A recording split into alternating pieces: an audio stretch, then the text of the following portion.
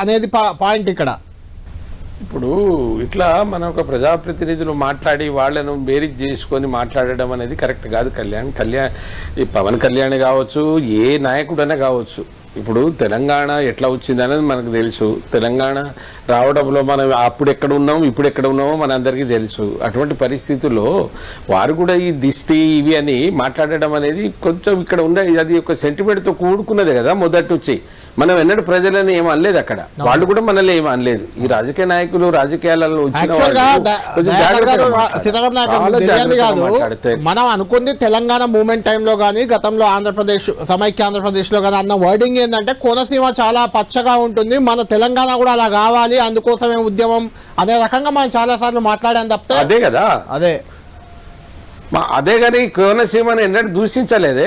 కోనసీమ లాగా తెలంగాణ కావాలి. కోనసీమ ఎందుకంటే వాళ్ళ జల వనరులు ఉన్నాయి, ఆడ అన్ని వనరులు ఉన్నాయి, పుష్కరమైనటువంటి సంపద ఉంది, ప్రకృతి ఉంది కనుక మనం కూడా అట్లా పచ్చగా ఉంటే బాగుంటుంది అన్నాం. కానీ ఎన్నడూ మనం ఆంధ్ర మీద ఏడవలేదు కదా.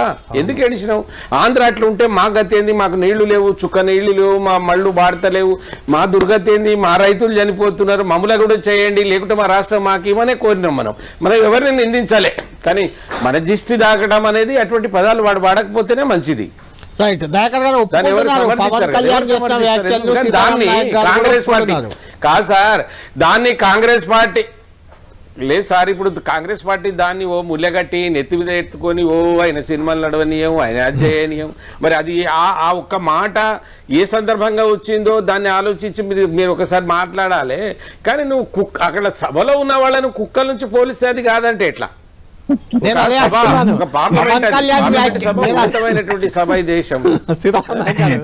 అదే అంటున్నాను, పవన్ కళ్యాణ్ వ్యాఖ్యలు మీరు కూడా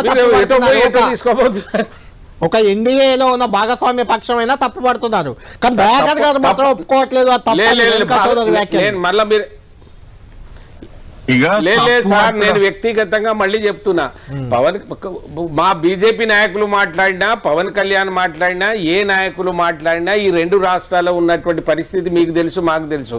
ఎంత ఆహుతి చేస్తే ఈ స్థాయికి తెలంగాణ తీసుకొచ్చి మన ఆత్మగౌరవంతో బతుకుతా ఉన్నాం. అందుకోసం నేను దయచేసి ఏంది అన్నదంటే వాళ్ళ దిష్టి కలిగింది, అది సెంటిమెంట్ తో కూడుకున్నది కనుక ఎవరు మాట్లాడవద్దు అంటున్నాను. అటువంటి భాష ఎవరు వాడకూడదు అనేదే నా అపీల్. కానీ నువ్వు కుక్కలతోని పోల్స్తే పార్లమెంట్ లో ఉండేటువంటి ఒక పార్లమెంట్ సభ్యుని దేశ తలరాత రాసేటువంటి సభ్యులను కుక్కలన్నా కూడా అంత ఈజీగా దయాకర్ గారు నవ్వుతే నేను ఏం చేయాలంటే దయాకర్ గారి దగ్గర ఆన్సర్ లేదు, పెద్ద తప్పే. కానీ ఇప్పుడు ఏం చేయాలి ఆయన ఉద్దేశం.